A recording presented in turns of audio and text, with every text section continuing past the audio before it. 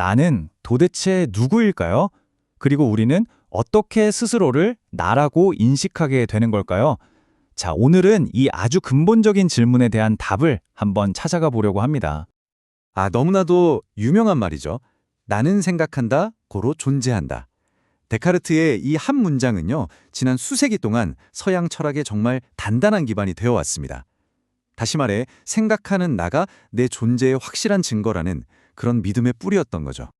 그런데 만약에 이 견고한 믿음이 사실은 진실과 정반대를 이야기하고 있다면 어떨까요? 그러니까 내가 생각을 하는 게 아니라 오히려 수많은 생각이 모여서 나라는 존재를 만들어낸다는 그런 관점 말입니다. 네, 지금부터 내가 생각한다는 이 익숙한 감각이 어쩌면 거대한 착각일 수 있다는 아주 도발적인 주장을 한번 깊이 들여다보겠습니다.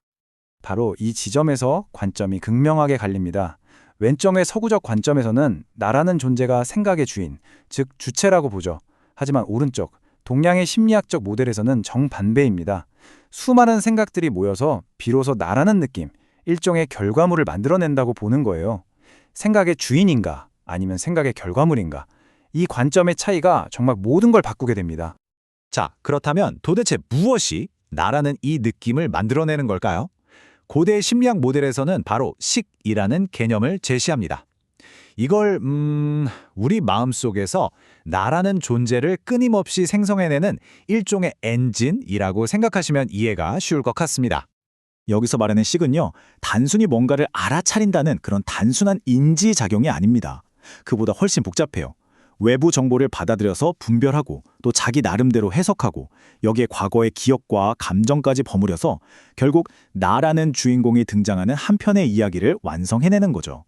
말 그대로 나라는 이야기를 만드는 하나의 내러티브 생성 엔진인 셈입니다. 이 과정은 마치 영화 편집실에서 일어나는 일과 아주 비슷합니다. 한번 상상해 보세요. 먼저 감각, 색이라는 수많은 원본 영상 파일들이 들어옵니다. 그러면 편집실에서는 느낌, 수이라는 필터를 씌워서 감성적인 톤을 입히고요. 지각, 향을 통해 영상 속의 객체들을 인식하죠. 그리고 충동, 행에 따라 자동적인 반응 컷들을 삽입합니다. 이 모든 재료들이 합쳐져서 마침내 내가 경험하는 현실이라는 최종 편집본, 즉 영화 한 편이 완성되는 겁니다. 그리고 그 영화의 주인공은 바로 나라는 캐릭터인 거죠. 그렇다면 이 식이라는 엔진은 구체적으로 어떤 일을 할까요? 크게 네 가지 핵심 기능이 있습니다. 첫째, 세상의 모든 현상에 이건 내 거야 또는 나와 관련된 거야 라는 꼬리표를 붙입니다. 둘째, 여기저기 흩어져 있는 단편적인 경험들을 하나의 그럴듯한 이야기로 엮어내죠. 셋째, 이 나라는 이야기를 보호하기 위해서 불리한 정보는 걸러내거나 유리하게 왜곡하고요.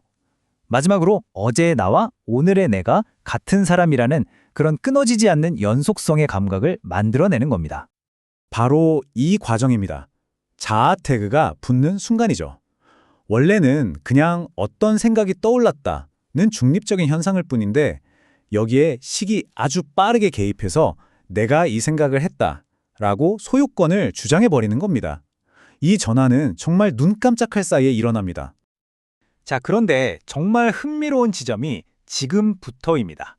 수천 년 전에 이 심리학적 모델이 놀랍게도 최첨단 현대 뇌과학의 발견과 거의 정확하게 일치한다는 사실이죠. 이 표를 한번 자세히 보시죠. 왼쪽은 앞서 설명한 불교 심리학의 식이고요. 오른쪽은 현대 뇌과학이 발견한 디폴트 모드 네트워크, 줄여서 DMN입니다. 이 DMN은 우리가 멍하니 있을 때, 즉 특별한 과제를 수행하지 않을 때 활성화되는 뇌 영역인데요. 그 기능을 보세요. 자기서서 생성, 과거와 미래 시뮬레이션, 타인 관점 추론, 자아중심적 해석. 어떻습니까? 시계 기능과 거의 똑같죠? 마치 우리 뇌 안에 전문 이야기꾼이 한 명 살고 있는 것과 같습니다. 신경과학자 애니 머피폴의 이 말은 핵심을 정확히 짚고 있습니다. 자아란 뇌가 끊임없이 만들어내는 이야기 기능이다. 결국 나라는 건 어떤 고정된 실체가 아니라 뇌의 특정 부위가 수행하는 하나의 기능, 그 기능이 만들어낸 현상이라는 겁니다. 자, 이 관점을 끝까지 한번 밀고 가볼까요? 그렇게 되면 우리는 생각과 나 자신의 관계를 완전히 재정립해야만 합니다. 바로 생각의 주인이라는 위치에서 생각을 그저 지켜보는 관찰자의 위치로 말이죠. 한번 가만히 자신의 생각을 들여다보세요. 우리는 다음 순간에 무슨 생각을 할지 전혀 선택할 수 없습니다. 생각은 그냥 통제 불가능하게 불쑥 떠오르죠. 우리가 생각을 만드는 게 아니라 이미 떠오른 생각을 이런 생각이 드네 하고 알아차릴 뿐입니다. 마치 하늘에 구름이 떠올랐다가 사라지듯이 그냥 잠시 나타났다 사라지는 일시적인 현상인 거죠. 그렇다면 데카르트의 그 유명한 명제는 이렇게 다시 쓰여야 할지도 모릅니다. 나는 생각한다가 아니라 지금 생각이 일어나고 있는데 나는 그것을 내 것이라고 착각하고 있다. 이게 어쩌면 현상을 더 정확하게 설명하는 문장일 수 있다는 거죠. 이 현상을 요즘 AI 기술에 빗대어 보면 정말 이해하기가 쉽습니다. AI 언어 모델이 불충분한 데이터를 가지고 그럴듯한 거짓말, 즉 환각을 만들어내는 것과 똑같습니다. 우리의 의식, 즉 식도 마찬가지예요.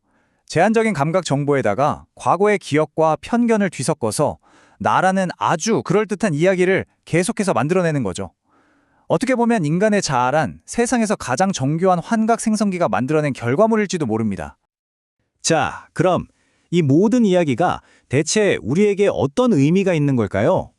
내가 없다는 허무한 이야기처럼 들릴 수도 있겠지만 전혀 그렇지 않습니다. 오히려 이것은 우리에게 완전히 새로운 차원의 자료를 선물할 수 있습니다. 여기서 핵심은 공이라는 개념을 오해하지 않는 겁니다. 이건 텅 비어 아무것도 없다는 허무주의가 결코 아닙니다. 그보다는 나라는 것이 어떤 단단하고 고정된 실체가 아니라 여러 조건들이 만나 끊임없이 변화하며 발생하는 하나의 유연한 과정, 그 자체임을 이해하는 것에 가깝습니다. 바로 이 지점이 우리에게 희망을 줍니다. 나는 고정된 무언가가 아니기 때문에 우리는 스스로가 만들어낸 나는 이런 사람이야 라는 이야기에 갇힐 필요가 없는 겁니다. 얼마든지 그 이야기로부터 벗어나 변화하고 적응하고 또 해방될 수 있는 엄청난 잠재력을 갖게 되는 거죠.